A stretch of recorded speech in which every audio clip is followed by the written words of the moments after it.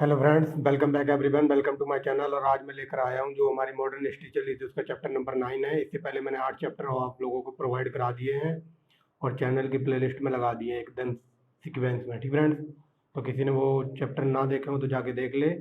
और इसमें हम देखेंगे चैप्टर नंबर 9 1858 से 1905 तक। ठीक फ्रेंड्स, तो चलिए वीडियो स्टार्ट करते हैं और देखते हैं।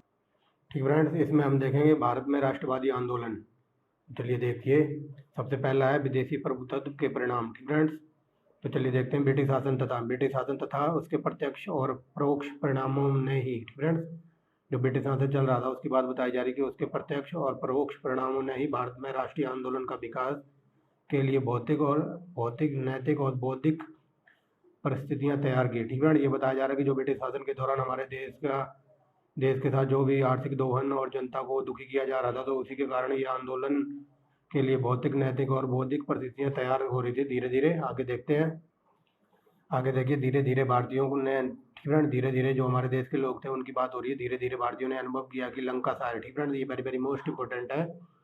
ये यूपीपीसीएस में कई बार मिलान करने के लिए पूछा गया। ठीक है, एक तरफ दे देगा इंग्लैंड और एक तरफ लंका सार और अन्य 3 ऑप्शन दे देगा। तो ये इंग्लैंड में पड़ता है लंका सार, याद रखना। इंग्लैंड से मिलान होगा इसका लंका सार का। ठीक है, धीरे धीरे भारतीयों ने भी अनुभव किया कि लंका सार के उद्योगपति तथा अंग्रेजों के दूसरे प्रमुख वर्गों के हितों के लिए उन्होंने अपने हितों का बलिदान दिया। ठीक फ्रेंड्स, ये हमारे जो देश के लोग थे वो अनुभव कर रहे थे कि जो लंकासार या इंग्लैंड के उद्योगपति और अंग्रेजों के प्रमुख वर्गों के हितों के लिए उन्होंने अपने बलिदानों का बलिदान दिया। ठीक फ्रेंड्स, आगे देखेंगे। अब यहाँ से देखेंगे भारतीय समाज। ठीक फ्रेंड, भारतीय समाज के प्रत्येक वर्ग और प्रत्येक समूह ने धीरे धीरे यह देखा। ठीक फ्रेंड, जो भारतीय समाज था और भारतीय समाज के प्रमुख प्रत्येक वर्ग और प्रत्येक समूह ने धीरे धीरे यह देखा कि, ठीक फ्रेंड्स, यह देखा कि उसके हित अंग्रेज शासकों के हाथों में असुरक्षित हैं। ठीक फ्रेंड्स, जो हमारे देश के जो लोग वगैरह थे, समाज वगैरह था और जो विभिन्न वर्गों में बटा हुआ था, तो वो समूह की बात हो रही है कि वो ये देख रहे थे कि उनके जो हित हैं वो अंग्रेजों के हाथ में असुरक्षित हैं। किसान देख रहे थे कि सरकार जमीनें और मालगुजारी के नाम पर उनकी उपज का एक बड़ा हिस्सा ले लेती है। ठीक फ्रेंड्स, और किसान ये सोच रहे थे, ये देख रहे थे कि किसान फसल वगैरह तो हम उगाते हैं, लेकिन किसान की फसल का एक बहुत बड़ा हिस्सा मालगुजारी के रूप में सरकार अपने पास ले लेती है या अंग्रेज ले लेते थे। ठीक फ्रेंड्स, ये बात है यहाँ। आगे देखेंगे दस्तकार। ठीक फ्रेंड, दस्तकार और शिल्पी यह महसूस कर रहे थे कि सरकार, ठीक फ्रेंड, दस्तकार और शिल्पियों की बात हो रही है, तो उनका ऐसा फील हो रहा था कि सरकार विदेशी प्रतियोगिताओं को प्रोत्साहन देकर उनको तबाह कर रही है और उनके पुनर्वास के लिए कुछ नहीं कर रही है। ठीक फ्रेंड, तो विदेशी जो दस्तकार और शिल्पी थे, ये मजदूर वर्ग थे, तो ये सोच रहे थे कि सरकार विदेशियों को प्रोत्साहन मतलब उनको सपोर्ट कर रही है और उनको तबाह कर रही है और उनके पुनर्वास के लिए, ठीक फ्रेंड, और उनके रहन रहन सहन के लिए कुछ नहीं कर रही है। ठीक फ्रेंड्स, अब आगे देखेंगे आधुनिक आधुनिक कारखाने खदाने बगानों के मजदूरों ने भी यह पाया कि सारी जुबानी हमदर्दी के बावजूद अंग्रेज सरकार सरकार पूंजीपतियों का, खासकर विदेशी पूंजीपतियों के साथ देती है। ठीक फ्रेंड, जो कारखानों मजदूर और खदानों में और बागानों में जो मजदूर वगैरह लगे थे, तो ये अपने बात बता रहे कि सारी हमदर्दी के बावजूद भी, ठीक फ्रेंड्स, सरकार पूंजीपतियों का, खासकर विदेशी पूंजीपतियों का साथ देती थी। ठीक फ्रेंड्स, समझ रहे होगे। अब आगे देखेंगे शिक्षित। ठीक फ्रेंड्स, अब स्टूडेंट की बात हो रही है। शिक्षित भारतीयों को का ठीक फ्रेंड्स, शिक्षित भारतीयों का उभरता हुआ वर्ग अपने देश के दयनीय, ठीक फ्रेंड्स, अपने देश की दयनीय आर्थिक और राजनीतिक स्थिति को समझने के लिए नए नए पर्याप्त आधुनिक ज्ञान का प्रयोग हो रहा था। ठीक फ्रेंड, जो हमारे देश के शिक्षित वगैरह लोग थे वो अपने देश की आर्थिक और राजनीतिक दशा की दयनीय स्थिति को देखने और उसकी स्थिति को समझने के लिए नए नए प्राप्त आधुनिक ज्ञान का प्रयोग हो रहा था। ठीक फ्रेंड्स, मतलब ये बहुत ही नए नए ज्ञान का प्रयोग कर रहे थे अपने आर्थिक और क्या कहते हैं देश की राजनीतिक कंडीशन को समझने के लिए। ठीक फ्रेंड्स, यही बात बताएगी, समझने के लिए नए नए प्राप्त आधुनिक ज्ञान का प्रयोग कर हो रहा था। ठीक फ्रेंड्स, स्टूडेंटों के द्वारा। आगे देखिए राजनीतिक स्तर पर शिक्षित भारतीय। ठीक फ्रेंड, राजनीतिक स्तर पर शिक्षित भारतीय समूह को यह लगने लगा कि अंग्रेज पहले भारत को स्वशासन का मार्ग दिखाने के जो भी दांव किए थे। ठीक फ्रेंड्स, क्या कहते हैं, जो यहाँ पर ये बात बताई जा रही है कि राजनीतिक स्तर पर जो शिक्षित भारतीय थे उनके समूह को लगने लगा कि अंग्रेज पहले भारत को स्वशासन का मार्ग दिखाने का दावा करते थे, अब उन दावों को भूल चुके हैं। ठीक फ्रेंड, जो ये स्टूडेंट वगैरह थे, तो ये इनको ये लग रहा था कि अंग्रेज पहले भारत पर स्वशासन करने का हमको स्वशासन के मार्ग पर ले जाने का दावा करते थे, बट अब इन बातों को जो भूल चुके हैं। ठीक फ्रेंड्स, आगे चलेंगे। अब यहाँ से देखिए भारतीय पूंजीपति वर्ग। ठीक फ्रेंड्स, भारतीय पूंजीपति वर्ग का सरकार की, ठीक फ्रेंड्स, सरकार की व्यापार चुंगी कर तथा यातायात संबंधी नीतियों के कारण इसके विकास में भारी बाधाएं आ रही थी। ठीक फ्रेंड्स, भारतीय पूंजी वर्ग का सरकार की व्यापार चुंगी कर यातायात संबंधी नीतियों के कारण भी विकास में भारी बाधाएं आ रही थी। ठीक फ्रेंड, ये सब विकास नहीं करने देते इंडिया वालों को। कौन? सरकार का व्यापार चुंगी टैक्स, यातायात संबंधी कर, इतना टैक्स लगा रखा था हाई फाई। तो इसके बावजूद फ्रेंड्स ये सारे हमारे देश की तरक्की में रोड़ा बन रही थी, विकास में रोड़ा बन रही थी। ठीक फ्रेंड्स, ऐसे समझ लीजिए। आगे देखेंगे भारतीय समाज ने। ठीक फ्रेंड, भारतीय समाज ने केवल जमींदार, भूस्वामी तथा राजे महाराजे, एक सेकेंड फ्रेंड्स, अब देखिए भारतीय समाज ने केवल जमींदारी, भूस्वामी तथा राजे महाराजे ही ऐसा वर्ग थे जिनके हित विदेशी सरकारों के हितों से मेल खाते थे, इसलिए वे अंत तक विदेशी शासन का साथ देते रहे। ठीक फ्रेंड्स, भारतीय समाज में ये बताया जा रहा है जो भूस्वामी थे और ये राजा महाराजा तो अंग्रेजों के तलवे चाटते ही रहते थे, तो उनकी बात बताई जा रही है। जिनके हित विदेशी राजा और राजा महाराजा थे, भूस्वामी वगैरह थे, तो इनका दिमाग अंग्रेजों के दिमाग के साथ मैच करता होगा। ठीक फ्रेंड, इनकी सोच अंग्रेजों की सोच के साथ मिलती रहती थी। ठीक फ्रेंड, इसीलिए वे अंग्रेजी शासन का अंत तक साथ देते रहे। ठीक फ्रेंड, यहाँ ये बात बताई जा रही है। आगे देखेंगे। आगे देखिए विदेशी। ठीक फ्रेंड, विदेशी साम्राज्यवाद का अपना चरित्र तथा भारतीय जनता पर उसका हानिकारक प्रभाव, इन बातों के कारण ही भारत में एक आर्थिक शक्ति साम्राज्यवाद विरोधी आंदोलन धीरे धीरे जन्म का विकास हुआ। ठीक फ्रेंड्स, ये बात बताई जा रही है कि जो विदेशी साम्राज्य था उसका, विदेशी साम्राज्य का अपना चरित्र तथा भारतीय जनता पर उसका हानिकारक प्रभाव। ठीक फ्रेंड, इनका चरित्र वगैरह कैसा था वो हम पीछे पढ़ ही चुके हैं कि ये आर्थिक शोषण करते थे, बहुत ही टैक्स वगैरह लगाते थे, तो जिस पर भारतीय जनता पर हानिकारक प्रभाव, और इन सब बातों के कारण ही भारत में एक शक्तिशाली साम्राज्यवादी विरोधी आंदोलन का धीरे धीरे जन्म और विकास हुआ था। ठीक फ्रेंड्स, समझ गए होंगे जब भारतीय जनता बिल्कुल इन अंग्रेजों से पक गई थी, या फिर देहाती भाषा में बोले एकदम हट गई थी, या फिर वो कहते हैं ना कि पानी सर से ऊपर जा चुका था, तो उसी इन सभी बातों के कारण भारतीय समाज में एक शक्तिशाली साम्राज्यवादी विरोधी आंदोलन धीरे धीरे उसका जन्म हुआ और विकास हुआ। ठीक फ्रेंड्स, अब आगे देखेंगे देश का प्रशासनिकीय और आर्थिक एकीकरण। ठीक फ्रेंड, 19वीं और 20वीं शताब्दी में, ठीक फ्रेंड, 19वीं और 20वीं शताब्दी में भारत का एकीकरण हो चुका था,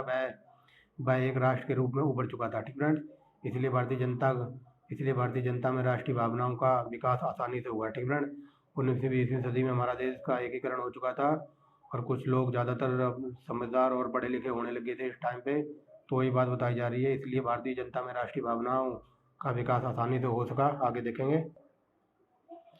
इसके अलावा रेलवे तार। ठीक फ्रेंड, इसके अलावा रेलवे तार तथा एकीकृत डाक व्यवस्था के, ठीक फ्रेंड्स, इसके बाद रेलवे तार एकीकृत डाक व्यवस्था के ये आरंभ लिखा हुआ है। ठीक फ्रेंड्स, क्या लिखा हुआ है, एक सेकेंड। ठीक फ्रेंड्स, ये लिखा हुआ है समारंभ ने भी देश को एकीकृत बना दिया। ठीक फ्रेंड्स, देश को एकीकृत या एकजुट बना दिया और जनता खासकर नेताओं के पारस्परिक संपर्क को बढ़ावा दिया। ठीक फ्रेंड्स, और जनता, ठीक फ्रेंड्स, यहाँ से देखिए जनता खासकर नेताओं के पारस्परिक संपर्क को बढ़ावा दिया जैसे जनता ने। ठीक फ्रेंड्स, क्योंकि हमारे देश में इस टाइम रेलवे तार एकीकरण डाक व्यवस्था आरंभ हो चुकी थी, जिससे देश में एकजुट हो सका। ठीक फ्रेंड्स, अब मान लो किसी को कोई दूर रहता तो उसको चिट्ठी वगैरह लिखी जा सकती थी, तार किया जा सकता था, रेलवे में ट्रैवल किया जा सकता था, बट इसी वजह से हमारा देश एकीकृत यानी एकजुट हुआ था और जनता खासकर नेताओं के पारस्परिक संपर्क को बढ़ावा दे रही थी। आगे देखेंगे एक तरफा। ठीक फ्रेंड, एक तरफ तो वह, ठीक फ्रेंड, एक तरफ तो यह विदेशी राष्ट्रवाद का उदय का प्रमुख कारण बन गया था। ठीक फ्रेंड, एक तरफ तो यह भारतीय राष्ट्रवाद के उदय का प्रमुख कारण बन गया था और दूसरी तरफ समाजवाद विरोधी संघर्ष तथा उस संघर्ष के दौरान उपजी एकजुटता की भावना ने भारतीय राष्ट्र को एक निर्माण और महत्वपूर्ण योगदान दिया। ठीक फ्रेंड्स, अब आगे देखेंगे।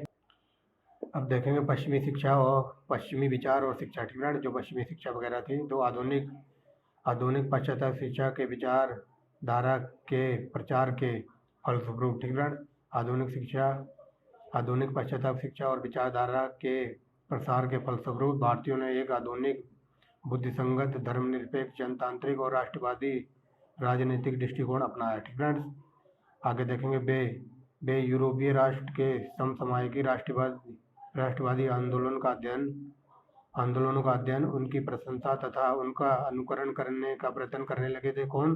भारतीय राष्ट्रवादी। ठीक है, आगे चलते हैं। अनुकरण करने का प्रयत्न करने लगे Rousseau, Paine, John Stuart Mill तथा दूसरे पाश्चात्य विचारक उनके राजनीतिक मार्गदर्शक बन गए। जैसे, ठीक है, इन सबको मतलब रूसो को, पेन को, जॉन स्टुअर्ट तथा दूसरे पाश्चात्य विचारक उनके मार्गदर्शक, उनके आइडियल बन गए होंगे। किनके? भारतीय राष्ट्रवादियों के। ठीक है, आगे देखेंगे। जबकि जर्मनी, गैरिबाल्डी तथा आयरलैंड के राष्ट्रीय नेता उनके राजनीतिक आदर्श हो गए थे। ठीक है, समझ गए होंगे कि भारत में इस टाइम पाश्चात्य शिक्षा और विचारधारा का प्रसार फलस्वरूप भारतीयों ने एक आधुनिक, बुद्धिसंगत और धर्मनिरपेक्ष, जनतांत्रिक और राष्ट्रवादी दृष्टिकोण अपना लिया था। और यूरोप के जो भी महान जो थे ना, वो क्या कहते हैं, पाश्चात्य शिक्षा के अध्ययन करने का इन्होंने अनुकरण किया था, तो उनकी प्रशंसा करने लगे थे। ठीक है, उनका अनुकरण करने का प्रयत्न कर लगे थे। ठीक है, समझ गए होंगे। आगे चलते हैं।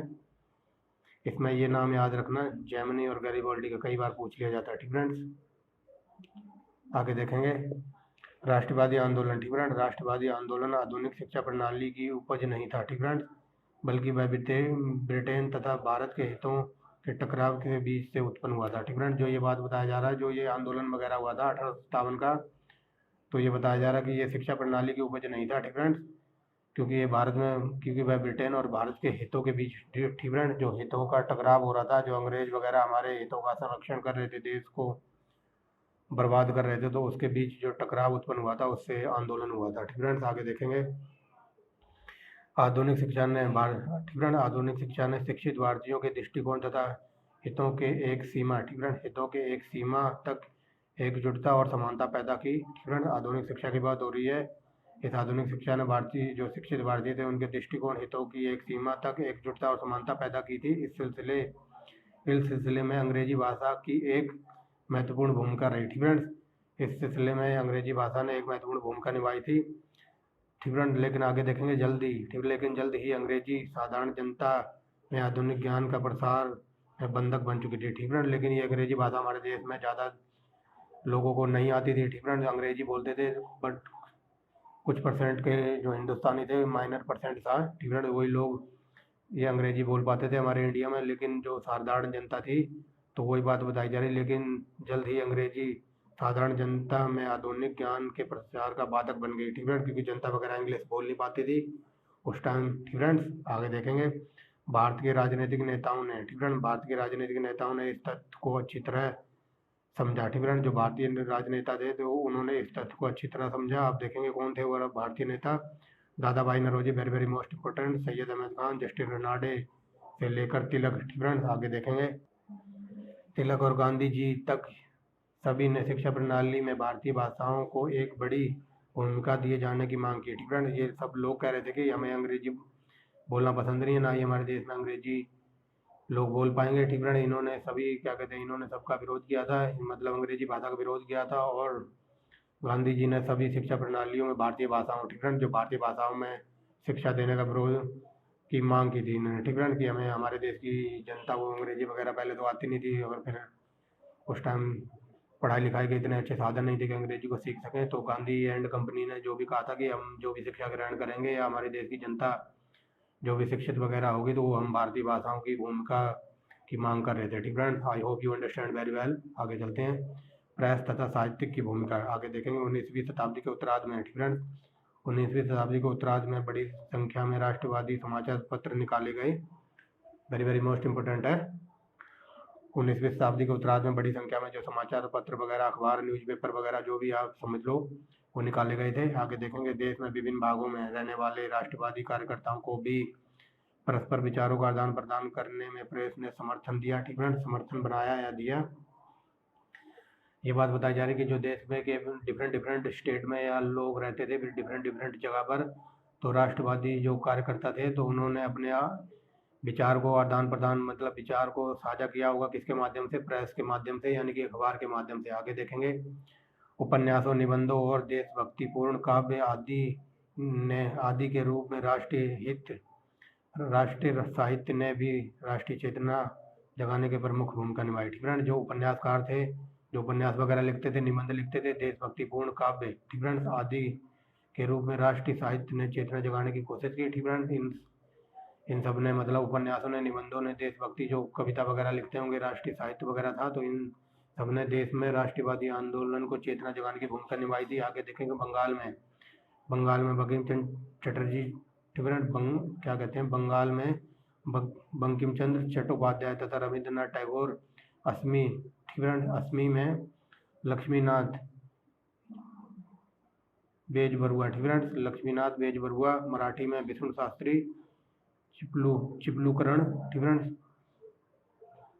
चिपलू क्या लिखा हुआ ये, ठीक है, शास्त्री चिपलूणकर। तमिल में सुब्रमण्यम भारती, हिंदी में भारतेंदु हरिश्चंद्र, ठीक है, वेरी वेरी मोस्ट इम्पोर्टेंट है ये नाम। और उर्दू में अल्ताफ हुसैन हाली। इस प्रकार के प्रमुख राष्ट्रवादी कवि थे। ठीक है, ये राष्ट्रवादी कवि थे हमारे देश के, देख लीजिए। बंकिम चंद्र चट्टोपाध्याय, रविंद्रनाथ टैगोर, लक्ष्मीनाथ बेजुआवरा, मराठी में विष्णु शास्त्री चिपलूणकर, तमिलनाडु में सुब्रमण्यम भारती, हिंदी में भारतेंदु हरिश्चंद्र, अल्ताफ हुसैन हाली। ये प्रमुख अपने राष्ट्रवादी कवि थे इंडिया के उस टाइम के। ठीक है, सब आगे देखेंगे भारत के राष्ट्रीय की खोज, ठीक है, भारत में अतीतों की खोज देखेंगे। ठीक है, मैं थोड़ा स्पीड में इसलिए बोल रहा हूँ क्योंकि अगर मान लो कैमरे की बैटरी डाउन होगी ना, तो फिर ना तो हम इधर के रहेंगे ना उधर के, इसलिए मैं थोड़ा फास्ट बोल रहा हूँ। अगर मुँह से कुछ इधर उधर वर्ड निकल जाए, ठीक है, जैसे कि अभी मैंने बोला था ना भारतीय के राष्ट्रवादी की खोज, ठीक है, तो ये उसके लिए प्लीज़ फॉर गिव मी, क्योंकि बिना हड्डी की जीव है, फ्लो में कुछ भी निकल सकता है मुँह से। बट चलिए भारत के अतीतों की खोज देखेंगे।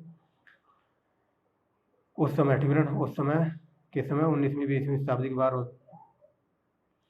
बात हम पढ़ चुके हैं। आप देखेंगे आगे भारत के राष्ट्रीय अतीतों की खोज, ठीक है, भारत के अतीतों की खोज देखेंगे। उस समय, ठीक है, उस समय के अधिकांश ब्रिटेन अधिकारी और लेखाकार लगातार यह बात दोहराते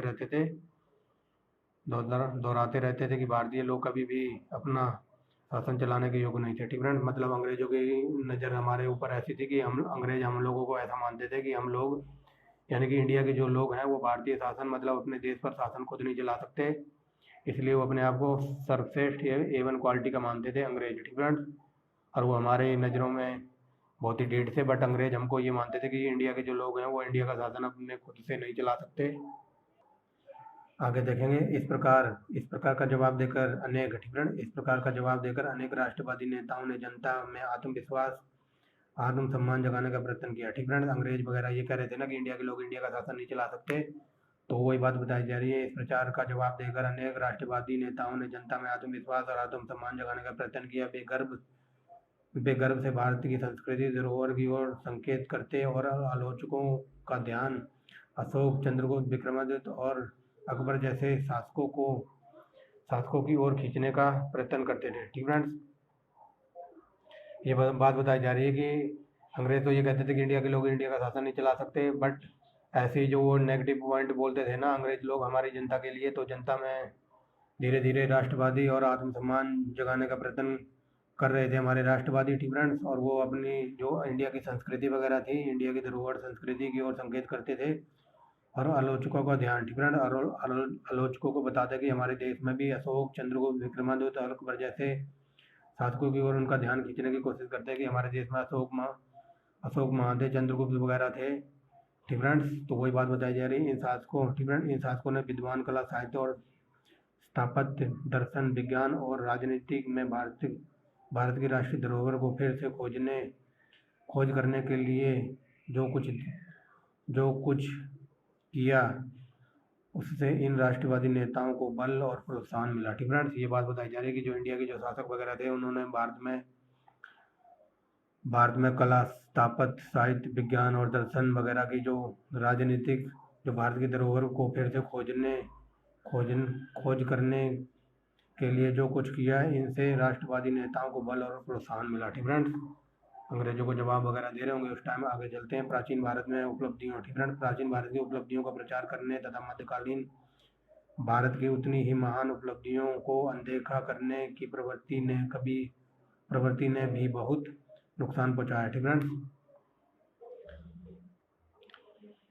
ठीक फ्रेंड्स, ये बात बताई जा रही है कि जो प्राचीन भारत की उपलब्धियां का प्रचार करने तथा मध्यकालीन भारत में उतनी ही महान उपलब्धियों को अनदेखा करने की प्रवृत्ति ने भी बहुत नुकसान पहुंचाया था। इसके कारण हिंदुओं में सांप्रदायिक भावना का विकास को प्रोत्साहन मिला। साथ ही उनकी जवाबी प्रवृत्ति के रूप में मुसलमान संस्कृति और ऐतिहासिक प्रेरणा पाने वाले अरबों तथा तुर्कों ने इतिहास की ओर नज़र करने लगे। ठीक फ्रेंड्स, ये बात बताई जा रही है अपने इंडिया की, जो इंडिया वालों ने ये भूल वगैरह की थी, जो अपने प्राचीन उपलब्धियों का प्रचार तथा उस मध्यकालीन भारत की उतनी ही महान उपलब्धियों को अनदेखा करने की प्रवृत्ति ने भी काफ़ी नुकसान पहुंचाया था। ठीक फ्रेंड, इसके कारण हिंदुओं में सांप्रदायिक भावनाओं का विकास हो गया था और साथ ही इसकी जवाबी प्रवृत्ति के रूप में मुसलमान संस्कृति और ऐतिहासिक प्रेरणा पाने के लिए अरबों तुर्कों के इतिहास की ओर नज़र करने लगे थे। ठीक फ्रेंड्स, मतलब इंडिया वाले अपना मतलब सबको छोड़ के जो दूसरे थे तो उनकी तरफ नज़र गड़ाने लगे थे। ठीक फ्रेंड्स, ये बात बताई जा रही है जवाबी में प्रवृत्ति के रूप में मुसलमान संस्कृति और ऐतिहासिक प्रेरणा पाने के लिए अरबों तुर्कों के इतिहास की ओर नज़र करने लगे थे। मतलब वही बात है कि आदि छोड़ पूरे को जावे और आदि मिले ना पूरी पावे। ठीक फ्रेंड्स, ये एक कविता है जो कुछ लोगों के समझ आ गई होगी। ठीक फ्रेंड्स, अब आगे देखेंगे शासकों का जातीय संबंध। ठीक फ्रेंड्स, शासकों का जातीय संबंध, जो अभी मैंने लाइन बोली है ना कि आदि छोड़ पूरी को जावे और आदि मिले ना पूरी पावे। ठीक फ्रेंड्स, मतलब ये है कि मान लो आपके पास पर्याप्त संसाधन है, मतलब कुछ संसाधन है, आधे संसाधन है जिससे आपका काम चल रहा है, और आपके पड़ोसी के पास पूरे संसाधन है, पूरी फैसिलिटी है, तो आप ये सोचते हो ना कि अपने आधे संसाधन को छोड़ के हम भी पड़ोसी की तरह बनना चाहेंगे, तो फिर वो ना आधे संसाधन रहेंगे और ना ही आप पड़ोसी की तरह पूरे संसाधन पूरी फैसिलिटी ले पाओगे। तो इसीलिए मैंने ये बात कही थी कि आधी छोड़ पूरी को जावे, ना आधी मिले ना पूरी पावे। ठीक फ्रेंड्स, आप आधे से भी हाथ धो बैठोगे पूरे के चक्कर में। तो वही बात इंडिया वालों के साथ हो रही थी कि इंडिया वाले अपने साहित्य वगैरह थे, यहाँ पर बताया गया है ना कि वो अपने जो प्राचीन और मध्यकालीन था तो उनको अनदेखा कर रहे थे, और वो इसकी प्रवृत्ति के लिए मुसलमान संस्कृति और ऐतिहासिक प्रेरणा पाने के लिए अरबों और तुर्कों के इतिहास की ओर नज़र कर रहे थे। ठीक फ्रेंड, मतलब अपने संसाधनों पर, अपनी चीज़ों पर भरोसा नहीं था, इसलिए वो अरबों और तुर्कों के इतिहास की ओर नज़र कर रहे थे। ठीक फ्रेंड्स, अपने इतिहास को छोड़कर। आई होप यू क्लियर हो गया होगा आप लोगों को। चलते हैं आगे। ठीक फ्रेंड्स, वो कहते हैं ना कि दूसरों का महल देखकर अपनी झोपड़ी को आग नहीं लगानी चाहिए। ठीक फ्रेंड्स, वही बात हो रही है यहाँ कि इनको अपने संसाधन वगैरह बढ़िया नहीं लग रहे थे, अपने पुराण वगैरह जो भी इतिहास था इनका, तो ये अंग्रेज जो क्या कहते हैं तुर्कों और अरबों की तरफ नज़र कर रहे थे। आगे चलते हैं। शासकों का जातीय स्तंभ आगे देखेंगे। ठीक फ्रेंड्स, तो यहाँ से देखिए जातीय श्रेष्ठता का वह दम्भ था जो भारतीयों के प्रति अनेक अंग्रेजों का व्यवहार में पाया जाता था। ठीक फ्रेंड्स, जातीय श्रेष्ठता और दम्भ की बात हो रही है जो भारतीयों के प्रति अनेक अंग्रेजों का व्यवहार पाया जाता था। इस जातीय स्तंभ का एक कड़वा और प्रचलित रूप तब देखने को मिलता है जब कई अंग्रेजों किसी भारतीय से किसी विवाद में उलझा रहता था। ठीक फ्रेंड्स, मतलब ये बात बताई जा रही है कि जो जाति वगैरह था, जो जातीय व्यवस्था वगैरह थी, ये प्राचीन काल से ही चली आ रही थी हमारे देश में, और इसका कड़वा सच ये था कि जो अंग्रेज वगैरह थे वो हमारे जो डिफरेंट जात के लोग थे उनसे उलझे रहते थे, और उनसे उलझने के मामले में ठीक फ्रेंड ये मामला इतना कभी कभार इतना ज़बरदस्त हो जाता था, कोर्ट वगैरह में पहुंच जाता था ये मामला। अंग्रेजों और भारतीय जो डिफरेंट कास्ट के लोग थे उनकी बात बताई जा रही है। और क्योंकि अंग्रेज जब बाई चांस कोई मामला कोर्ट में पहुंच जाता है तो कोर्ट वाले जो अंग्रेज थे, अंग्रेजी जज वगैरह थे, ठीक फ्रेंड, तो अंग्रेजों का सपोर्ट करते थे, वो ये बात बताई जा रही है। ठीक फ्रेंड्स, अब आगे देखिए, यहाँ से देखिए ठीक फ्रेंड, यहाँ से देखिए भारतीयों के प्रति अंग्रेजों का व्यवहार पाया जाता है। इस जाति धर्म का कड़वा सच और प्रचलित रूप में देखने को मिलता है जब कोई अंग्रेज किसी भारतीय से विवाद उलझा लेता था। ठीक फ्रेंड, विवाद उलझा लेता था अंग्रेज, जैसा कि मैंने अभी बताया है, और न्याय व्यवस्था अंग्रेजों का पक्ष लेती थी।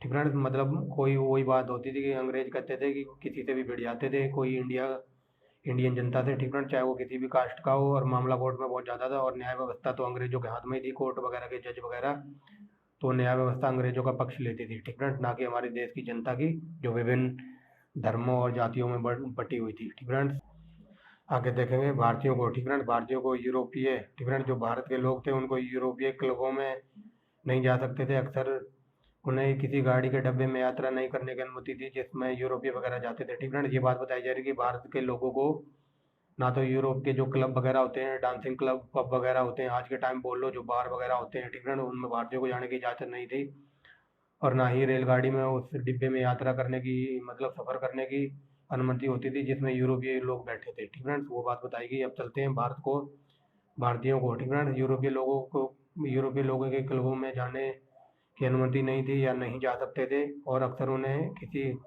गाड़ी के उस डिब्बे में यात्रा करने की अनुमति नहीं थी जिसमें यूरोपीय यात्री बैठे थे। ठीक फ्रेंड्स, समझ गए होंगे, सिंपल भाषा में समझा रहा हूँ बिल्कुल, बट थोड़ा स्पीड में। आगे चलते हैं। भारतीय राष्ट्रीय कांग्रेस के पूर्ववर्ती संस्थाएं। ठीक फ्रेंड्स, भारतीय राष्ट्र की कांग्रेस की पूर्ववर्ती संस्थाएं। अब आगे देखेंगे। राजा राम मोहन राय पहले ऐसे भारतीय थे। ठीक फ्रेंड्स, पहले ऐसे भारतीय या नेता थे, कुछ भी कह लो। राजा राम मोहन राय पहले भारतीय नेता थे जिन्होंने भारत के राजनीतिक सुधारों के लिए आंदोलन चलाया। वेरी वेरी मोस्ट इंपॉर्टेंट है। आगे देखेंगे। ठीक फ्रेंड्स, कई बार यहाँ से क्वेश्चन बना है कि भारत में राजनीतिक सुधार आंदोलन या भारत का क्या कहते हैं, चलो आगे बताता हूँ मैं। ठीक फ्रेंड्स, अभी दिमाग में हिट नहीं कर रहा है, तो यहाँ तक देख लीजिए। राजा राम मोहन राय पहले ऐसे भारतीय थे जिन्होंने भारत में राजनीतिक सुधारों के लिए आंदोलन चलाया। आगे देखेंगे। 1836 के बाद। ठीक फ्रेंड्स, 1836 के बाद देश में विभिन्न भागों में अनेक सार्वजनिक समितियां उत्पन्न हुई। ठीक फ्रेंड्स, 1836 के बाद देश के विभिन्न भागों में सार्वजनिक समितियां या समूह स्थापित हुए थे। ठीक फ्रेंड्स, आगे देखते हैं। 1858 के बाद। ठीक फ्रेंड्स, 1858 के काल में शिक्षित भारतीयों तथा अंग्रेजों के भारतीय प्रशासन के बीच की खाई धीरे धीरे गहरी होती गई। ठीक फ्रेंड्स, 1858 के बाद के काल में जो शिक्षित भारतीय थे जो अंग्रेज के भारतीय प्रशासन के बीच जो ये खाई थी वो धीरे धीरे गहरी होती जा रही थी। ठीक फ्रेंड, क्योंकि 1858 के बाद अंग्रेज पूरी तरह सतर्क हो गए थे, क्योंकि आंदोलन को इन्होंने दबा दिया था, और जो शिक्षित भारतीय थे और जो अंग्रेजी प्रशासन वगैरह की जो खाई वगैरह थी, शिक्षित भारतीयों स्टूडेंट की और अंग्रेजों के बीच की जो प्रशासन की खाई थी वो धीरे धीरे गहरी होती जा रही थी। क्यों होती जा रही थी? क्योंकि भारतीय लोग ये सोच रहे थे कि हम पढ़े लिखे अंग्रेज हमें सरकारी नौकरी वगैरह देंगे, क्लर्क वगैरह बनाएंगे, जो कि हमने पिछले चैप्टर में पढ़ा था। बट थोड़े दिनों के बाद इन शिक्षित भारतीय जो स्टूडेंट वगैरह थे इनको अकल आ जाती है कि अंग्रेज हमारा शोषण कर रहे हैं और कुछ नहीं। और शिक्षित भारतीय सोचते थे कि अंग्रेज हमें इसलिए पढ़ा लिखा रहे हैं क्योंकि हमारे देश का शासन हमें सौंप देंगे और यहाँ से चले जाएंगे। बट थोड़ी देर बाद या थोड़े दिनों के बाद दूध का दूध और पानी का पानी हो जाता है। इन सबको समझ आ जाता है कि अंग्रेज कुछ नहीं कर रहे हैं, सिर्फ हमारा शोषण कर रहे हैं। ठीक फ्रेंड्स, आगे देखेंगे। 1876 में लंदन में दादा भाई नौरोजी ने ईस्ट इंडिया एसोसिएशन की स्थापना की। हजारों बार एग्जाम में ये लाइन बनी होगी। क्वेश्चन यहाँ से बनता है कि लंदन में ईस्ट इंडिया एसोसिएशन की स्थापना किसने की थी? तो दादा भाई नौरोजी ने की थी। कब की थी? 1866 में। 3 क्वेश्चन बनते हैं यहाँ से, तीनों मैंने आपको बता दिए हैं। ठीक फ्रेंड्स, आगे देखेंगे। इसका उद्देश्य भारतीय प्रश्नों का विचार करना। ठीक फ्रेंड्स, इसका उद्देश्य था भारतीय प्रश्नों पर विचार करना तथा भारत के कल्याण की दिशा में ब्रिटेन के नेताओं को प्रभावित करना। ठीक फ्रेंड्स, आगे देखेंगे। 1825 में जन्मे। ठीक फ्रेंड्स, 1825 में जन्मे दादा भाई नौरोजी ने अपना पूरा जीवन राष्ट्रीय आंदोलन को समर्पित कर दिया। ठीक फ्रेंड्स, ये नोट में लिखा हुआ है। 1825 में इनका जन्म 1825 में हुआ था और इन्होंने अपना पूरा जीवन राष्ट्रीय आंदोलन यानी कि भारत की आज़ादी के लिए समर्पित कर दिया। ठीक फ्रेंड्स, सिंपल वे में समझिए। जल्द ही इन्होंने आगे देखेंगे। ठीक फ्रेंड्स, जल्द ही इन्हें भारत का great old man of India कहा जाता था। ठीक फ्रेंड्स, यहाँ तक हो गया। कहा जाने लगा वे भारत के पहले आर्थिक विचारक थे। ठीक फ्रेंड्स, वे भारत के पहले आर्थिक विचारक भी थे। यहाँ से यहाँ तक नोट है हमारा। ठीक फ्रेंड्स, अगर ये मेंस में लिख दोगे काफ़ी अच्छा अट्रैक्शन होगा आंसर पे आपका, काफ़ी अच्छे नंबर मिल जाते हैं। ठीक फ्रेंड्स, आगे चलते हैं। 3 बार। ठीक फ्रेंड्स, दादा भाई नौरोजी ने 3 बार भारतीय राष्ट्रीय कांग्रेस की अध्यक्षता की थी। ठीक फ्रेंड्स, 3 बार दादा भाई नौरोजी को भारतीय राष्ट्रीय कांग्रेस ने अपना अध्यक्ष चुनकर सम्मान दिया या किया। ठीक फ्रेंड्स, उनका आगे देखेंगे। सुरेंद्रनाथ। ठीक फ्रेंड्स, सुरेंद्रनाथ तथा आनंद मोहन बोस के नेतृत्व में बंगाल में इन युवा राष्ट्रवादियों ने जुलाई 1876 में इंडियन एसोसिएशन की नींव रखी। वेरी वेरी मोस्ट इंपॉर्टेंट है, याद रख लेना। इंडियन एसोसिएशन की नींव किसने रखी थी? तो सुरेंद्रनाथ और मदन मोहन बोस ने। ठीक फ्रेंड्स, आनंद मोहन बोस ने और सुरेंद्रनाथ ने इंडियन एसोसिएशन की नींव रखी थी। कहाँ पर? बंगाल में। और कब? 1876 में। ठीक फ्रेंड्स, आगे चलते हैं। जस्टिस रनाडे। ठीक फ्रेंड्स, जस्टिस रनाडे तथा इसके साथियों ने भी 1870 के दशक में पूर्णा सार्वजनिक सभा की स्थापना की थी। हजारों बार ये क्वेश्चन बना कि पूर्णा सार्वजनिक सभा की स्थापना कब हुई थी? 1870 में। किसने की थी? जस्टिस रनाडे ने। ठीक फ्रेंड्स, आगे चलते हैं। बी एम बी राघवाचारी, जी सुब्रमण्यम अय्यर आनंद चिरल्लू तथा दूसरों ने 1844 में मद्रास में महाजन सभा की नींव डाली। फिरोजा मेहता, केटी तेलंग, बदरुद्दीन तैयब तथा दूसरों ने 1885 में बॉम्बे या मुंबई प्रेसिडेंसियों में एसोसिएशन बनाया। मुंबई प्रेसिडेंसी एसोसिएशन बनाया। ये नाम याद रख लेना, कई बार एग्जाम में टकरा जाते हैं। अब देखेंगे आगे राष्ट्रवादी। राष्ट्रवादी संगठन यहाँ लिखा हुआ है, राष्ट्रवादी संगठन। आगे चलते हैं। संगठन अधिकतर स्थानीय प्रश्नों को उठाते थे। जो राष्ट्रवादी संगठन थे वो अधिकतर स्थानीय प्रश्नों को उठाते थे तथा उनकी सदस्यता और नेतृत्व एक शहर या एक प्रांत के ही थोड़े से लोगों तक सीमित थे।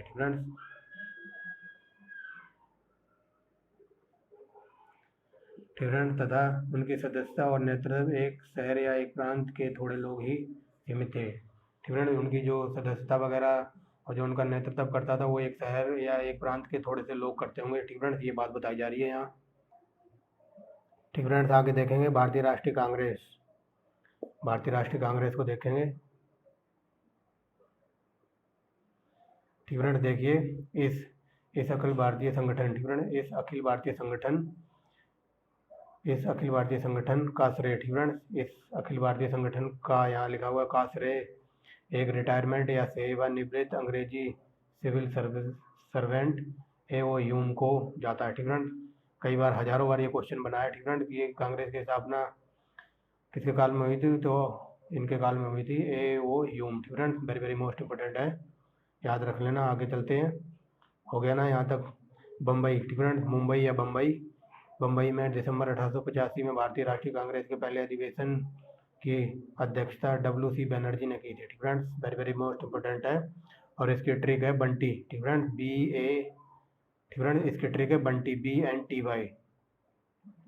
बंटी को याद रखना, BNTY। बी से बनेगा बैनर्जी, जो कि पहले बता दिया है, बैनर्जी ने की थी पहले अधिवेशन की अध्यक्षता बंटी ने की थी, यानी कि बी से बनेगा बैनर्जी, एन से बनेगा नरोजी, टी से बनेगा तैयब जी, यानी कि प्रथम मुस्लिम अध्यक्ष थे। BNTY। वाई से बनेगा जॉर्ज यूले। समझ गए होंगे। अब कुछ लोग ये कहेंगे कि बंटी की स्पेलिंग तो ये होती है BANTY, तो वो होती है, बट यहाँ मैंने ट्रिक बनाई है बंटी, BNTY। बी से बैनर्जी, एन से नरोजी, टी से तैयब जी, यानी कि प्रथम मुस्लिम अध्यक्ष, और वाई से यूले।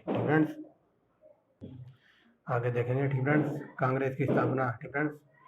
बैकग्राउंड में कुछ नॉइस हो सकती है, शायद किसी की शादी है तो थोड़ा शोर शराबा कर रहे हैं। अब देखिए, कांग्रेस की स्थापना के पीछे ह्यूम का प्रमुख उद्देश्य शिक्षित भारतीयों में बढ़ रहे असंतोष की सुरक्षित निकासी के लिए एक सेफ्टी वाल्व बनाना था। जो इन्होंने ह्यूम की बात बताई जा रही है, इन्होंने कांग्रेस की स्थापना के पीछे इनका प्रमुख उद्देश्य था जो शिक्षित भारतीय थे, जो स्टूडेंट वगैरह थे, उनमें बढ़ रहे असंतोष मतलब नाराजगी और सुरक्षित निकासी के लिए एक सेफ्टी वाल्व बनाना था। एक सुरक्षित घेरा बनाना था। जो ये सुरक्षित जो पढ़े लिखे भारतीय थे, इनमें मतलब असंतोष की भावना बढ़ती जा रही थी, तो इनको संतोष दिलाने के लिए इनकी स्थापना वगैरह की गई थी। आगे चलेंगे। बे असंतुष्ट, यानी कि बे जो सेटिस्फाइड नहीं थे, उन लोगों की बात बताई जा रही है। बे असंतुष्ट राष्ट्रवादी शिक्षित वर्गों तथा असंतुष्ट किसान जनता के आपसी मेल को रोकना चाहते थे। आगे चलते हैं। आगे देखेंगे, यहाँ लिखा हुआ है कांग्रेस के नेताओं को। कांग्रेस के नेताओं को आशा थी। जो कांग्रेस के नेता थे उनको होप थी या आशा थी। कांग्रेस के नेताओं को आशा थी कि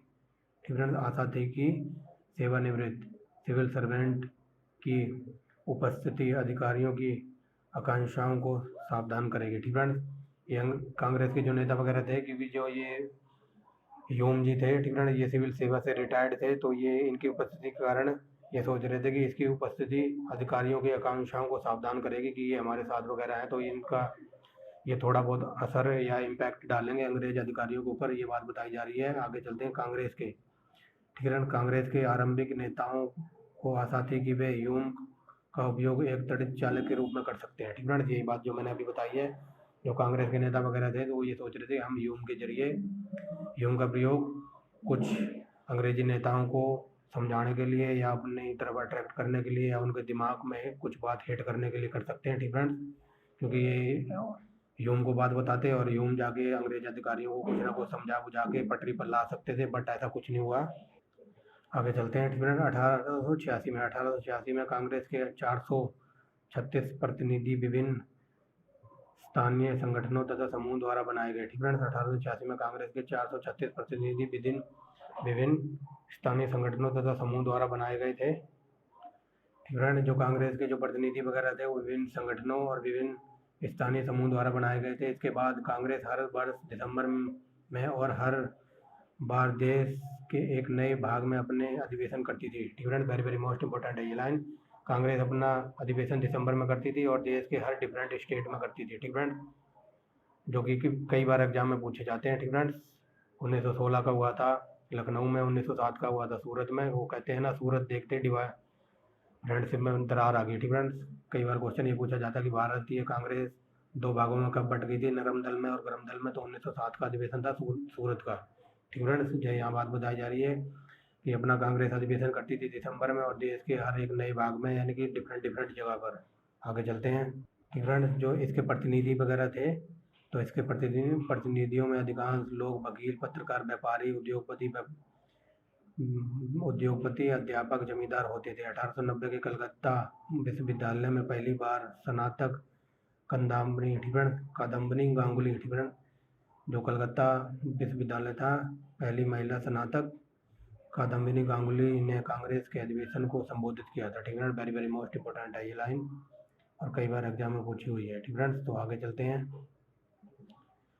ठीक है। यहाँ से देखिए राष्ट्रीय कांग्रेस के आरंभिक वर्षों में कुछ महान अध्यक्षों के नाम। ठीक है। जो कांग्रेस के जो शुरुआती दौर था तो उसमें कुछ महान अध्यक्षों की अध्यक्षता की थी, तो उनके नाम थे। अध्यक्षों के नाम इस प्रकार हैं: दादा भाई नौरोजी, बदरुद्दीन तैयब, रोसा मेहता, पी आनंद, चिरल्लू, सुरेंद्रनाथ बनर्जी, रमेश चंद्र दत्त, आनंद मोहन बोस, गोपाल कृष्ण गोखले इस काल में कांग्रेस तथा राष्ट्रीय आंदोलन के कुछ प्रमुख नेता थे। ठीक है फ्रेंड, समझ गए होंगे, यहाँ तक बात हो गई है। जो इनके वगैरह जो ये बदरुद्दीन तैयब, रोसा, के पी आनंद, चिरल्लू, सुरेंद्रनाथ बनर्जी, रमेश चंद्र दत्त, आनंद मोहन बोस और गोपाल कृष्ण गोखले, ये तो कौन थे? ये थे अध्यक्ष। ठीक है। जो डिफरेंट जगह पर इन्होंने अपनी अध्यक्षता की थी। अब आगे चलेंगे। अब आगे बात होगी इस काल में कांग्रेस तथा राष्ट्रीय आंदोलन के प्रमुख नेताओं के नाम अब बताता हूँ मैं। ठीक है। ये सब नाम थे अध्यक्षों के, अब नेताओं के नाम आगे पेज पे हैं। ठीक है। हम नेता देखिए, महादेव गोविंद रनाडे, बीजीटी यानी कि बाल गंगाधर तिलक, शिशिर कुमार तथा मोतीलाल घोष, मोतीलाल घोष नामक दो भाई, मदन मोहन मालवीय जी सुब्रमण्यम अय्यर, सी विजय राघवाचारी और दिनासा ई बाचा थे। ठीक है। ये प्रमुख नेता वगैरह थे उस टाइम के। आगे चलते हैं। आरंभिक राष्ट्रवादियों के कार्यक्रम और क्रियाकलाप। ठीक है। देखेंगे आरंभ में राष्ट्रवादी नेताओं को विश्वास था कि देश की राजनीतिक मुक्ति के लिए सीधी लड़ाई लड़ना अभी व्यवहारिक नहीं था। ठीक है। व्यवहारिक नहीं था क्योंकि ये ऐसा इसलिए सोच रहे थे कि हमारी देश की जनता अभी इतना सक्षम, इतनी पढ़ी लिखी, इतना डीप में सोचने वाली नहीं थी कि वो जाकर एक सीधा अंग्रेजों के साथ भिड़ सके। ठीक है। तो सबसे पहले हमारा प्राइम टारगेट ये था कि अपने देश की जनता को एकजुट किया जाए, उनके दिमाग में कुछ अच्छी बातें डाली जाएँ। ठीक है। तो वही वगैरह करने के लिए तैयार हो गए थे ये। आगे देखेंगे। यहाँ तक हो गया ना। इस बारे में पहला महत्वपूर्ण कार्य विभिन्न राजनीतिक प्रश्नों में जनता की रुचि विकसित करना था। ठीक है। जैसा कि मैंने अभी बताया कि हमारी जनता के दिमाग में कुछ ना कुछ अच्छी बातें डालना था और जनता हमारे साथ खड़ी हो सके, इसलिए जनता का साथ पहले जरूरी था। तो वही बात बताई जा रही है। इस बारे में पहला महत्वपूर्ण कार्य अंग्रेज राजनीतिक प्रश्नों पर जनता की रुचि विकसित करना था तथा देश में जनमत का संगठन करना था। दूसरे, राष्ट्रीय स्तर पर लोकप्रिय मांगों का निरूपण किया जाना था ताकि उभरते हुए जनमत को एक अखिल भारतीय स्वरूप मिल सके। ठीक है। समझ रहे होगे, ये सब जनता को अट्रैक्ट करने के लिए, जनता को एकजुट या जागृत करने के लिए ये बातें बताई गई थी। ठीक है। आगे चलेंगे। फ्रेंड्स देखिए, राजनीतिक चेतना प्राप्त भारतीय को क्षेत्र, जाति, धर्म के भेदों से ऊपर उठकर राष्ट्रीय एकता की भावना और विकसित और मजबूत करने के लिए लगातार डटकर काम करना पड़ा। ठीक फ्रेंड्स, वही बात जो मैंने अभी बताई है कि जो हमारे देश की जनता थी उसमें राष्ट्रीय चेतना, भारतीयों को क्षेत्र, जाति, धर्म के और भेदों से ऊपर उठकर राष्ट्रीय एकता की भावनाओं को विकसित करना और मजबूत करने के लिए लगातार डटकर काम करना पड़ रहा था हमारे देश की जनता को जगाने के लिए। ठीक फ्रेंड्स, ताकि वो जाति धर्म वगैरह में बटे हुए थे, इनसे ऊपर उठकर राष्ट्रीय भावना को विकसित करने और मजबूती से लगातार डटकर काम करना पड़ रहा था। ठीक फ्रेंड्स, आगे देखते हैं।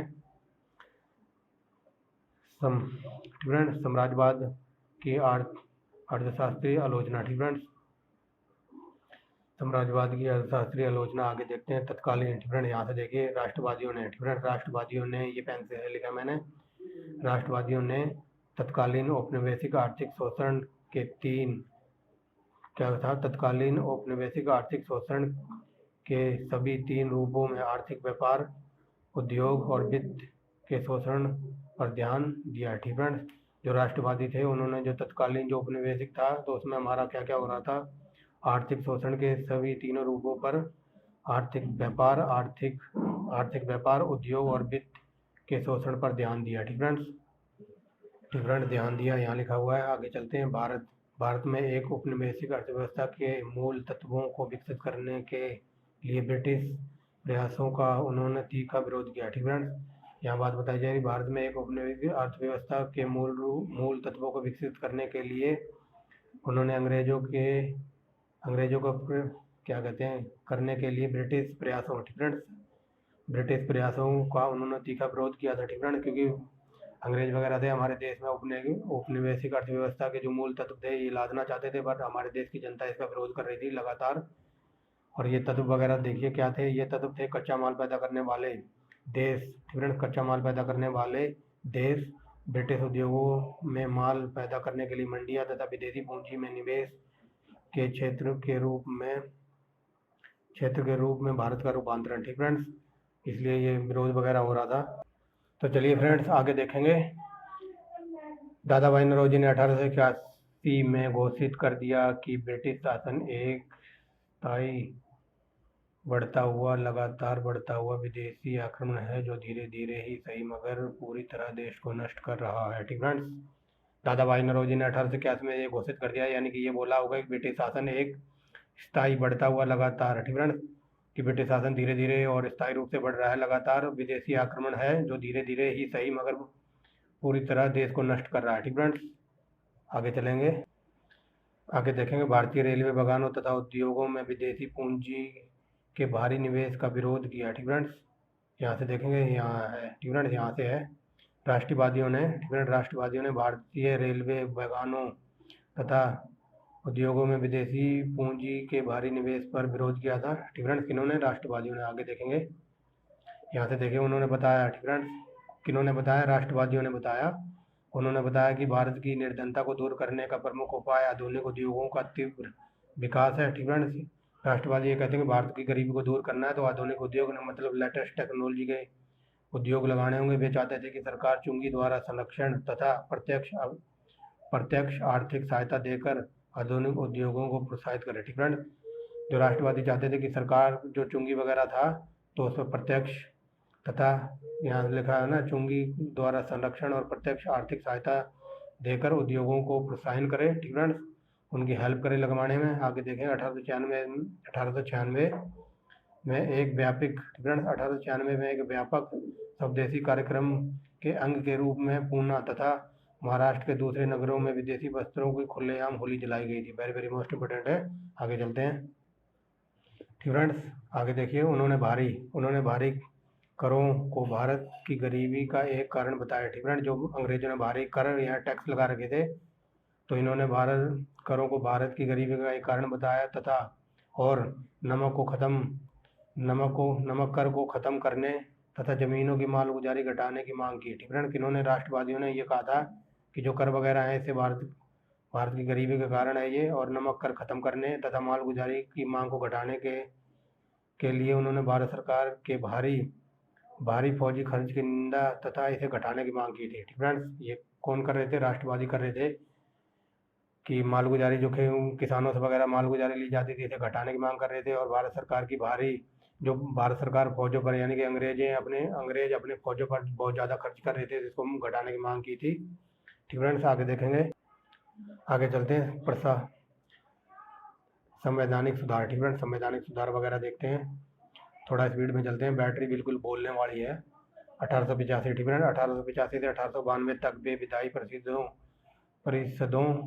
के प्रसार और सुधार की मांग उठाते रहे। ठीक फ्रेंड्स, कौन? राष्ट्रवादी। 1885 से 1892 तक वे विधायी परिषदों के प्रसार और सुधार की मांग उठाते रहे। उन्होंने आंदोलन के दबाव में ब्रिटिश सरकार को 1892 में भारतीय परिषद अधिनियम पास करना पड़ा। ठीक है, उनके दबाव में ब्रिटिश सरकार आ गई और 1892 में भारतीय परिषद कानून पास करना पड़ा अंग्रेजों को। वेरी वेरी मोस्ट इंपॉर्टेंट है, हजारों बार ये पूछा गया है कि भारतीय परिषद अधिनियम कब पास हुआ था? 1892 में। ठीक फ्रेंड्स, आगे देखेंगे, यहाँ पास करना पड़ा इस कानून द्वारा शाही। ठीक है, इस कानून द्वारा शाही विधायी परिषद तथा प्रांतीय परिषदों में सदस्यों की संख्या बढ़ा दी गई। इनमें से कुछ सदस्यों की संख्या भारतीय प्रत्यक्ष चुनाव द्वारा चुने जाते थे। ठीक है, जो इसमें कुछ सदस्यों की संख्या थी वो भारतीय प्रत्यक्ष चुनाव द्वारा चुने जाते थे कुछ सदस्य, मगर बहुमत सरकारी सदस्यों को ही रहता था। ठीक है, मतलब भारतीय सदस्य चुन वगैरह लिए जाते थे, जो बहुमत वगैरह था तो उन सरकारी सदस्यों को बहुमत वगैरह रहता था। आगे चलेंगे, उन्होंने सार्वजनिक धन पर भारतीयों के नियंत्रण की मांग की तथा वह नारा दिया कि जो इससे पहले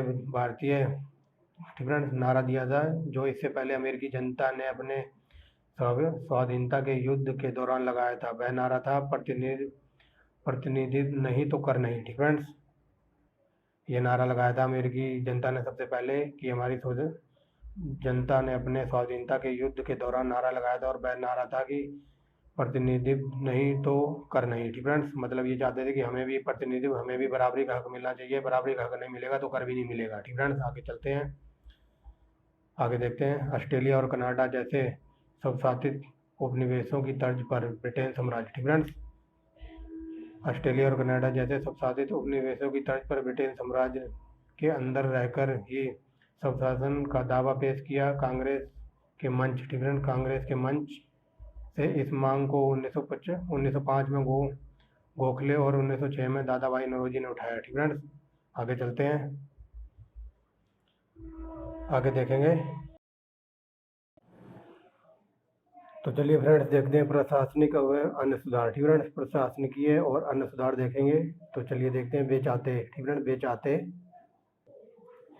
वे चाहते थे वह यह था। ठीक फ्रेंड्स, वह चाहते थे वह यह था कि प्रशासनिक सेवाओं के उच्च पदों पर भारतीयकरण हो। ठीक फ्रेंड्स, वे चाहते थे कि जो प्रशासनिक जो सेवाएं थे उनके ऊंचे ऊंचे पोस्ट थे उनमें भारतीयों का भी पोस्ट मिले। ठीक फ्रेंड्स, उन्होंने आर्थिक, राजनीतिक और नैतिक आधारों पर यह मांग उठाई। आर्थिक दृष्टि से उच्चतर पदों पर यूरोपीय अधिकारियों के दो कारणों से हानिकारक था। पहला, यूरोपीय लोगों को ऊंचे पदों पर ऊंचे वेतन दिए जाते थे और इसी से भारत का प्रशासन बहुत खर्चीला होता जा रहा था या हो जाता था। ठीक फ्रेंड्स, आगे देखेंगे, दूसरा कारण, यूरोपीय लोग। ठीक है, यूरोपीय लोग अपने वेतन का बड़ा भाग भारत से बाहर भेज देते थे और ठीक है, और इससे भारत की संपत्ति का दोहन बढ़ता जा रहा था। ठीक फ्रेंड्स, ये दो कारण बताए थे, ये दोनों कारण देख लिए। ठीक फ्रेंड्स, वे बताते हैं कि प्रशासनिक सेवाओं पे भारतीयों के भी जो उच्च पद थे ना, उन पे भारतीयों को भी अपॉइंट किया जाए। उन्होंने आर्थिक, राजनीतिक और नैतिक आधारों की मांग उठाई। फ्रेंड्स, आर्थिक दृष्टि से उच्चतर पदों पर यूरोपीय अधिकारी अधीन थे और उनके दो कारण थे, वो कारण हम देख चुके हैं। आगे चलते हैं, राष्ट्रवादियों। ठीक है, राष्ट्रवादियों की मांग थी कि न्यायिक अधिकारियों को कार्यकारी अधिकारियों से अलग किया जाए। ठीक है, राष्ट्रवादियों की मांग थी कि जो न्यायिक अधिकारी वगैरह हैं, जो जज वगैरह हैं, उनको कार्यकारी अधिकारियों से अलग किया जाए ताकि पुलिस और नौकरशाही की मनचाहे, ठीक है, पुलिस और नौकरशाही के मनमाने अत्याचारों से जनता को कुछ सुरक्षा मिले। ठीक है, जो ये जज वगैरह थे और पुलिस वगैरह थे, ये भारतीय जनता पर जुल्म कर रहे थे। ठीक है, जो जज वगैरह थे वो अंग्रेजों का पक्ष लेते थे लड़ाई झगड़े में, और पुलिस वाले तो हमेशा अत्याचार करते ही रहे थे।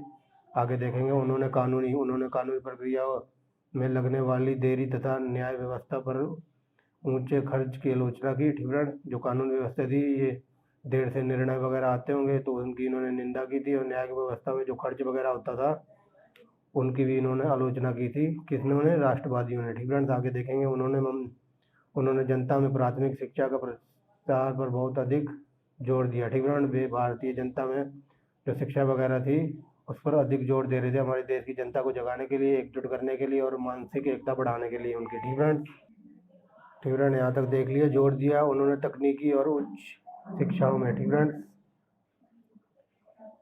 उन्होंने तकनीकी और उच्च शिक्षाओं की सुविधा बढ़ाने की मांग उठाई थी घूसखोरों के चुंगल से। ठीक है, घूसखोर और ये सूदखोर थे, जो ये मतलब किसानों को जो ब्याज वगैरह देते थे और कुछ ब्याज देते थे और कुछ लिखवा लेते थे, उनसे अंगूठा लगवा लेते थे, उनकी बात बताई जा रही है। सूदखोरों के चुंगल से किसानों को बचाने के लिए उन्होंने कृषि बैंकों की स्थापना की मांग की। ठीक है, ऐसी ये मांग कर रहे थे ब्रिटिश सरकार से। आगे देखेंगे नागरिक अधिकारों की रक्षा। ठीक है, नागरिक अधिकारों की रक्षा वगैरह कैसे होती थी उस टाइम, तो चलिए देखते हैं। आरंभ में ही, ठीक है, आरंभ में ही राजनीतिक चेतना प्राप्त भारतीय आंदोलन। ठीक है, क्या बोल रहा हूँ मैं, आरंभ में ही राजनीतिक चेतना प्राप्त भारतीय लोकतंत्र ही नहीं बल्कि भाषण, प्रेस, विचार तथा संगठन की स्वतंत्रता जैसे आधुनिक नागरिक अधिकारों की प्राप्ति भी आकर्षित है। ठीक है, ये बात बताई जा रही है कि आरंभ से ही जो राजनीतिक चेतना प्राप्त भारतीय लोकतंत्र ही नहीं बल्कि भाषण, प्रेस, विचार तथा संगठन की स्वतंत्रता जैसे आधुनिक नागरिक अधिकारों की प्राप्ति भी आकर्षित थी इसमें। ठीक है, आगे चलते हैं। 1897 में मुंबई में सरकार ने बाल गंगाधर तिलक, दूसरे कई नेताओं और समाचार पत्रों के संपादकों को सरकार के खिलाफ असंतोष भड़काने के लिए गिरफ्तार कर लिया गया। ठीक है, यहाँ पर जो ये प्रिंटिंग प्रेस वगैरह चला रहे थे और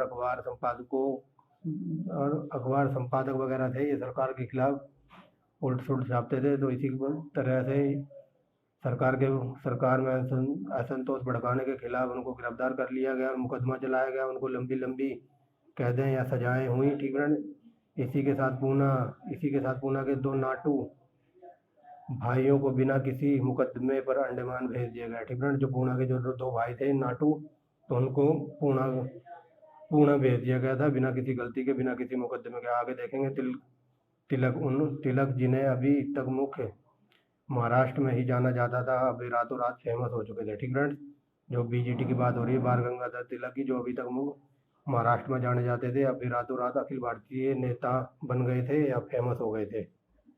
आगे देखेंगे राजनीतिक कार्यों की विधियाँ। ठीक है, राजनीतिक कार्य की विधियाँ।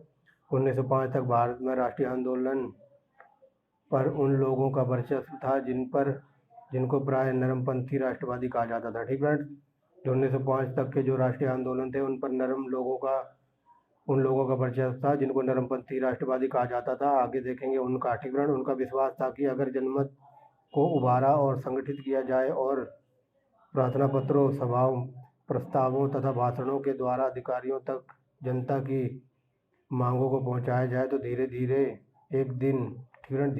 एक एक करके इन मांगों को पूरा करेंगे। ठीक है, यहाँ ये बात बताई जा रही है कि जो 1905 तक जो भी भारत में राष्ट्रीय आंदोलन वगैरह था वो नरमपंथी राष्ट्रवादियों के हाथों में था और उनका मत था कि उनको विश्वास था कि अगर जनमत को उभारा जाए और संगठित किया जाए, ठीक है, जनता को मतलब उभारा जाए और उनको संगठित किया जाए, इकट्ठा किया जाए और प्रार्थना सभाओं, प्रस्तावों और भाषणों के द्वारा अधिकारियों तक जनता की मांगों को पहुंचाया जाए। ठीक है, और धीरे धीरे एक एक करके इन मांगों को पूरा करेंगे। इसलिए उनको राजनीतिक कार्यों की 2 दिशाएं थी। ठीक है, इसलिए उनके राजनीतिक कार्य की 2 दिशाएं थी। प्रथम, भारत की जनता में राजनीतिक चेतना और राष्ट्रीय भावना जगाने के लिए एक शक्तिशाली जनमत तैयार करना तथा जनता को राजनीतिक प्रश्नों पर शिक्षित और एकबद्धता करना। ठीक है, समझ गए होंगे।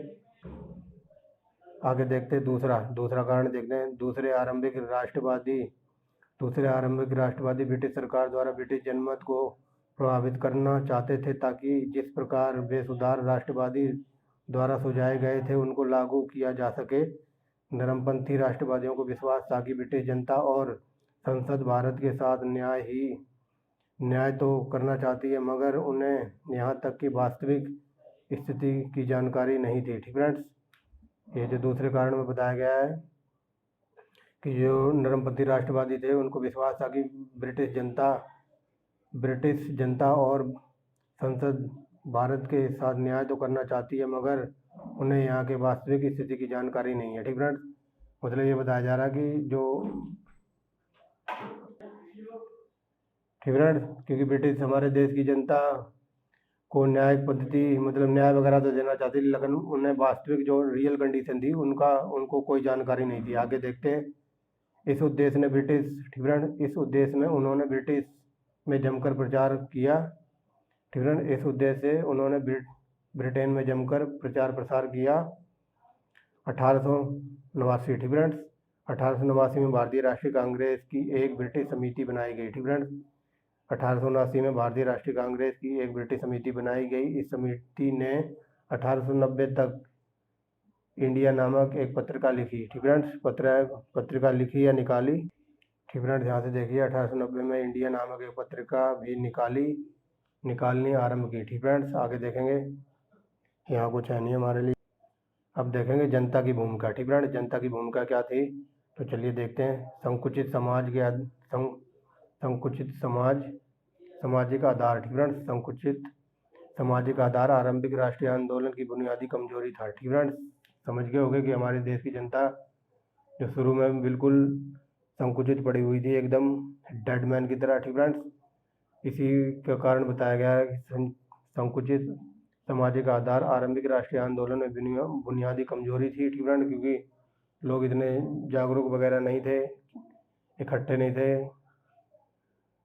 ठीक फ्रेंड्स, विभिन्न पार्टों में, विभिन्न समूह में या विभिन्न धर्मों में बटे हुए थे, जातियों में। ठीक फ्रेंड्स, आगे देखेंगे। नरमपंथी नेताओं को विश्वास था कि औपनिवेशिक शासन के खिलाफ जुझारू जन संघर्ष तभी छेड़ा जा सकता है जब भारतीय समाज को बहुविध तत्वों को एक राष्ट्र सूत्र में बांधा जा सके। ठीक फ्रेंड्स, जैसा कि मैंने अभी बताया कि लोग विभिन्न पार्टों में। ठीक फ्रेंड्स, हमारे जनता की अगर कुछ करना था ना हमारे देश अंग्रेजों के खिलाफ, तो सबसे पहले अपनी जो भारतीय जनता थी उनके माइंड को चेंज करना था। तो वही बात बताई जा रही है कि नरमपंथी नेताओं को विश्वास था कि औपनिवेशिक शासन के खिलाफ जुझारू संघर्ष तभी छेड़ा जा सकता है जब भारतीय समाज को बहुविध तत्वों को एक राष्ट्र सूत्र में बांधा जा चुका हो। ठीक फ्रेंड्स, यानी कि हमारे देश की जनता को इकट्ठा किया जा सको। आप देखेंगे यहाँ से जनता के प्रति इस गलत दृष्टिकोण का नतीजा यह हुआ कि राष्ट्रीय आंदोलन के आरंभिक चरण में जनता की भूमिका निष्क्रिय रही। ठीक फ्रेंड्स, जैसा कि मैंने अभी बताया कि जो हमारा जो राष्ट्रीय आंदोलन वगैरह था उसमें जनता की भूमिका बिल्कुल निष्क्रिय या नगण्य कह लो या बिल्कुल जीरो थी। तो यही कारण था कि हमारे देश की जनता मतलब विभिन्न पार्टों में, विभिन्न समूहों में, ठीक फ्रेंड्स, गरीबी से जूझ रही थी या कुछ भी कह लो। ठीक फ्रेंड्स, तो उनको इतना दिमाग वगैरह नहीं था, कुछ शिक्षा वगैरह नहीं थी उस टाइम। ठीक फ्रेंड्स, तो इसी वजह से राष्ट्रीय आंदोलन के आरंभिक चरण में जनता की भूमिका बिल्कुल निष्क्रिय रही थी या शून्य रही थी या नगण्य कह लो, कुछ भी। ठीक फ्रेंड्स, आगे देखते हैं। अब देखेंगे सरकार का रवैया। ठीक फ्रेंड्स, सरकार क्या कर रही थी उस टाइम, तो देखिए वायसराय डफरिन ने ह्यूम को यह सुझाव दिया। ठीक फ्रेंड्स, जो वायसराय था डफरिन, उसने ह्यूम को कहा था कि कांग्रेस राजनीतिक नहीं बल्कि सामाजिक मामलों को देखे और इस तरह उसने राष्ट्रीय आंदोलन को दिशा भ्रष्ट करना चाहा। ठीक फ्रेंड्स, जो ये डफरिन वगैरह था, इसने ह्यूम से कहा था कि भारतीय राष्ट्रीय कांग्रेस राजनीतिक नहीं बल्कि सामाजिक मामलों को देखा और इस तरह उसने राष्ट्रीय आंदोलन को दिशा भ्रष्ट यानी कि पाथ से या डायरेक्शन से भटकाना चाहा था। आगे चलते हैं।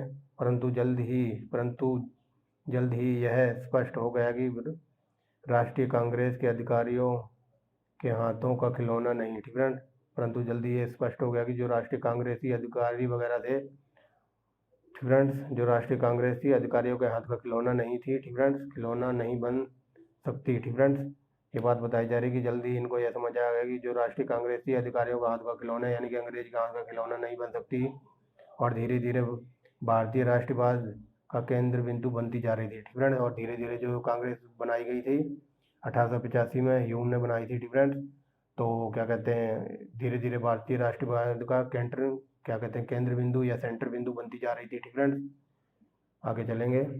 यहाँ से देखेंगे कांग्रेस को। ठीक फ्रेंड्स, कांग्रेस को राजद्रोह का कारखाना कहा जाने लगा। ठीक फ्रेंड्स, कांग्रेस को राजद्रोह का कारखाना कहा जाने लगा। डफरिन ने 1887 में एक सार्वजनिक भाषण में राष्ट्रीय कांग्रेस को जनता के एक बहुत ही सूक्ष्म भाग का प्रतिनिधित्व कहकर उसकी हंसी उड़ाई थी।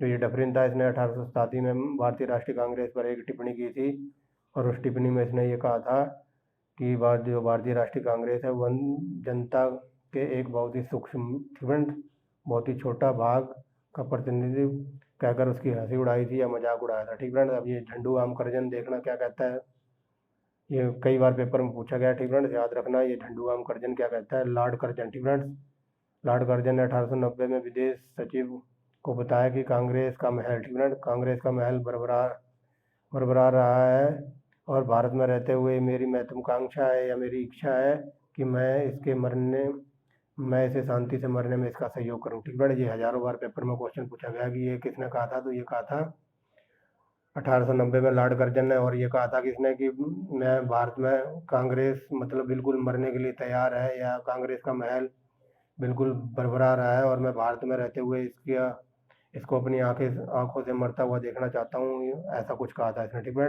इसके मरने में शांतिपूर्ण सहयोग कर सकूं। आगे चलते हैं। उन्होंने सैयद अहमद खान बनारस के राजा शिव प्रसाद तथा दूसरे ब्रिटिश समर्थक व्यक्तियों को प्रोत्साहन किया कि वे कांग्रेस के खिलाफ आंदोलन चलाएं। किन्होंने अंग्रेजों ने समर्थन किया था, कांग्रेस के खिलाफ आंदोलन चलाएं। राष्ट्रवाद का विकास रोकने के लिए उन्होंने एक तरफ छोटी छोटी छूटें देने और दूसरी तरफ निर्मम दमन करने की नीति अपनाई। ठीक फ्रेंड्स, जो ये भारतीय राष्ट्रीय कांग्रेस के खिलाफ इन्होंने सैयद अहमद खान बनारस के राजा शिव प्रसाद और दूसरे ब्रिटिश समर्थकों व्यक्तियों ने प्रोत्साहन किया और वे कांग्रेस के खिलाफ कहा था कि तुम कांग्रेस के खिलाफ आंदोलन वगैरह चलाओ। राष्ट्रवाद का विकास रोकने के लिए उन्होंने थोड़ी टैक्स में छूटें वगैरह दी होंगी और दूसरी तरफ निर्मम दमन किया था, निर्मम दमन की नीति अपनाई थी। ठीक है, अंग्रेजों ने। आगे चलते हैं, आगे देखिए आरंभिक राष्ट्रीय आंदोलन का मूल्यांकन। ठीक है, आरंभिक राष्ट्रीय आंदोलन का मूल्यांकन। ठीक है, आगे देखेंगे। कुछ आलोचकों का विचार है कि राष्ट्रवादी, ठीक है, कुछ आलोचकों का विचार है कि, ठीक है, यहाँ तक है कि कुछ राष्ट्रीय आलोचकों का विचार है कि जिन सुधारों के लिए राष्ट्रवादियों ने आंदोलन छेड़े उनमें से बहुत थोड़े सुधार एक सरकार ने लागू किए। ठीक है, जो राष्ट्रवादी आंदोलन वगैरह कर रहे थे, विभिन्न टाइप की मांगे थी इनकी जो हमने पीछे पढ़ा है, तो उनमें सरकार ने थोड़े ही बहुत सुधार वगैरह या लागू वगैरह रूल किए होंगे। ठीक है, आगे चलते हैं। यह है, ठीक है, यहाँ से देखिए सुधार किए मगर, ठीक है, यहाँ से लिखा हुआ है ये मगर यह एक व्यापक राष्ट्रीय जागृति लाने, ठीक है, मगर यह एक व्यापक राष्ट्रीय जागृति लाने तथा जनता में एक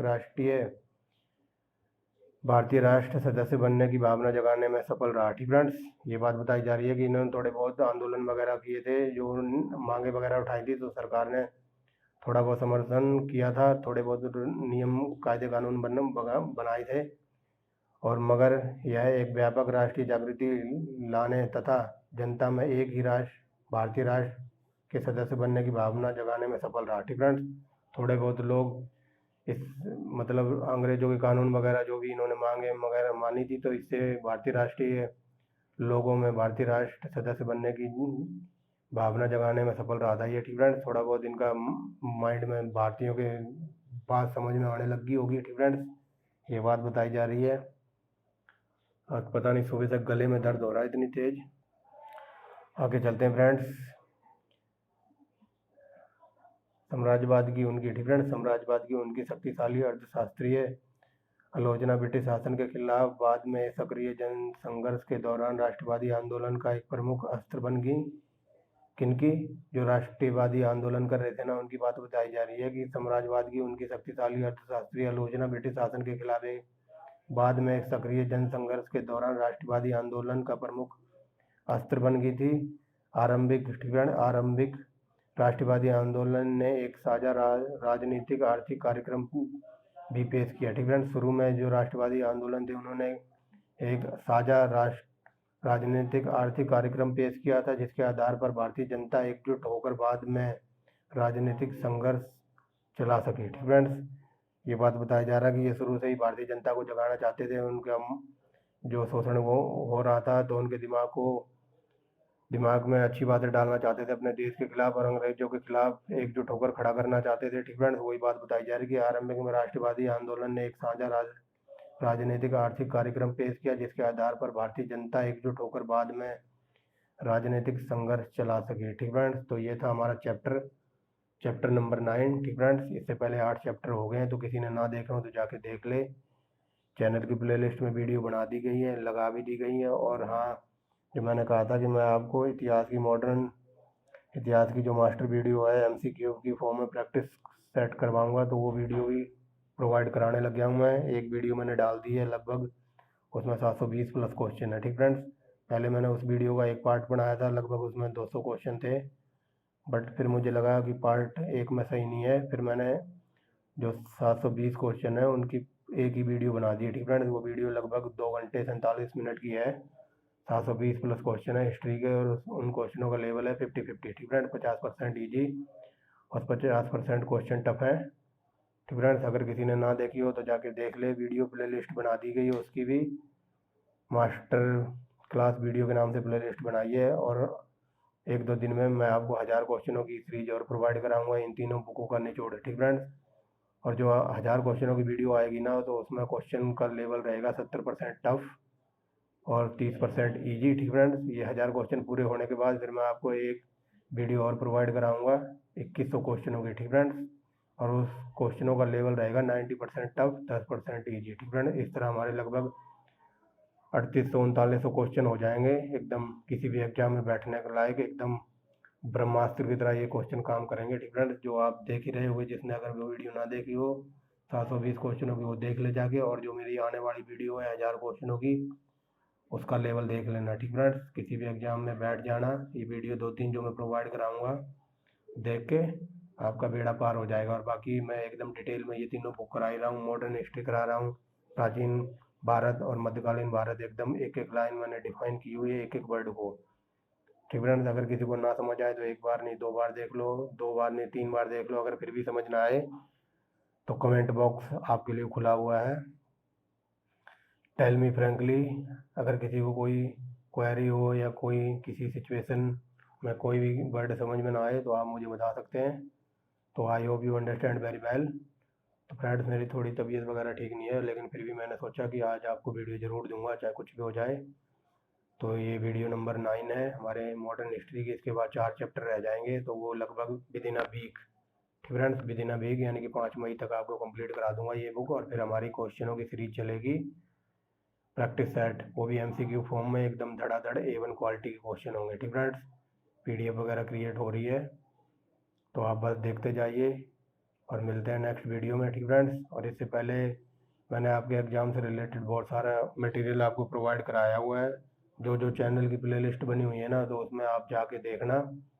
A1 क्वालिटी की टेस्ट सीरीज प्रोवाइड करा रखी है, लूसेंट पूरी कंप्लीट करा रखी है, साइंस लूसेंट की। ठीक फ्रेंड्स, जो रेलवे NTPC और ग्रुप D और UPPCS के लिए बहुत ही इंपॉर्टेंट है। UPPCS में बैठने से पहले बस लूसेंट की साइंस भी पढ़ लोगे ना, तब भी आपका वहाँ काम चल जाएगा। लगभग 20 से 25 क्वेश्चन पूछे जाते हैं। ठीक फ्रेंड्स, तो मिलते हैं नेक्स्ट वीडियो में। भाषणबाजी बहुत हो गई है, तो I hope you understand very well. So thanks for watching the video. Bye bye, take care and take rest. तो फ्रेंड्स, सिचुएशन दोबारा क्रिटिकल होती जा रही है, कोरोना की लहर दोबारा आती जा रही है, तो आप थोड़ा संभल के रहें। और गर्मी तो एकदम माशाल्लाह A1 क्वालिटी की गर्मी पड़ रही है, तो इससे भी थोड़ा बच के रहें। ठीक फ्रेंड्स, पानी वगैरह पीते रहें। मिलते हैं नेक्स्ट वीडियो में, बाय बाय।